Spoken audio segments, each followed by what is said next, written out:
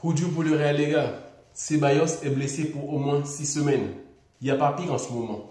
Mais j'ai quand même quelque chose à partager avec vous. C'est très intéressant. Quelle coïncidence.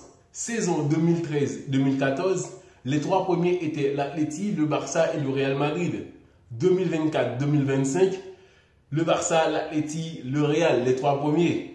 Devine, en 2014, qui avait remporté la Liga? L'Atleti, frère. L'Atlético de Madrid.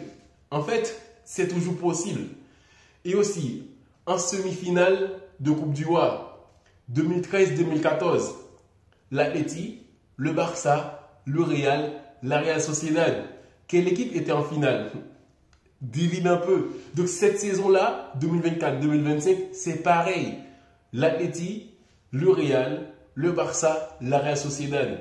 Et le Real avait remporté la Coupe du Roi face au Barça, 2-1, but de victoire, Gareth Bale.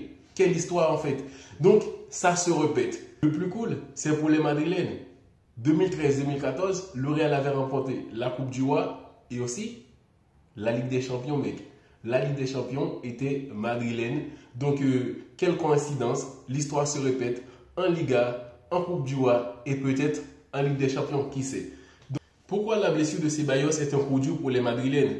En fait, début de saison, le Real était dans la galère pour trouver un vrai milieu créateur qui pouvait donner plus de fluidité, circulation de balles au milieu de terrain et sortir de balles aussi. Donc, Ceballos n'était pas en forme et il n'y avait pas non plus la confiance du coach pour ce poste, mais quand même, le Real avait besoin de mecs comme lui et comme en fait, il a retrouvé le niveau, il s'installait en vrai titulaire et là, ça a donné plus de fluidité des sorties de balles et on voyait Ceballos et avec la circulation de balles, c'était beaucoup plus facile.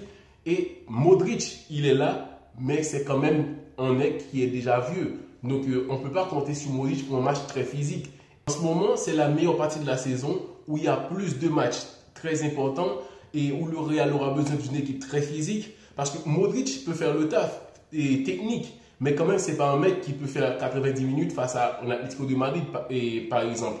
Et Ceballos jouait tellement bien que c'était la pièce manquante en ce moment pour circulation de balles, sortie de balles comme ça, être plus créatif dans le jeu aussi. Il apportait beaucoup, même si beaucoup de gens ne s'en rendent pas compte, mais Ceballos était vraiment clé. Le Real avait besoin de lui. Comme il est blessé, donc il y aura affaire avec Modric. Adagule est trop jeune, manque d'expérience.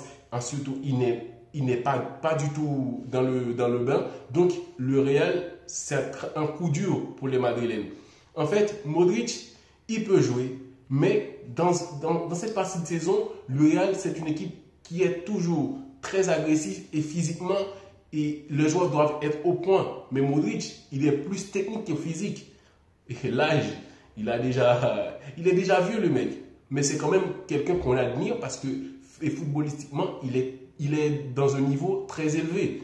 Donc, le Real avait besoin de Ceballos pour affronter une équipe comme l'Atlético de Madrid, par exemple, une équipe qui joue très bas. Donc, si tu n'as pas un milieu très créatif, ça va être beaucoup plus compliqué dans le jeu pour avancer, parce que pour alimenter tes attaquants, il faut avoir un mec capable de mettre le pied sur le ballon et pour bien se positionner, faire circuler le jeu. Mais quand même, sans Ceballos, je pense que ça va être un peu compliqué. Mais comme c'est le Real Madrid, il n'y a rien à craindre quand même parce que le coach, c'est un vrai bricoleur. Carlo Ancelotti pourra nous sortir quelque chose et de nulle part. Et le Real Madrid continuera dans la course parce qu'en Ligue des Champions,